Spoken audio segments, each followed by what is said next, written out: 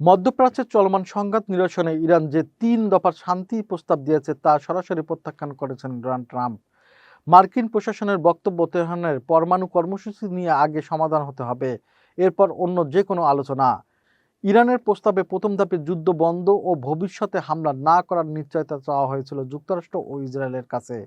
দ্বিতীয় ধাপে পারস্য উপসাগর নৌ অবরোধ তুলে নেওয়া এবং গুরুত্বপূর্ণ শিপিং রুট চালু করার কথা বলা হয়। আরও তৃতীয় ধাপে পরমাণু কর্মসূচি ও ইউরেনিয়াম সমুদ্রকরণ নিয়ে আলোচনার প্রস্তাব দেয় তেহরান।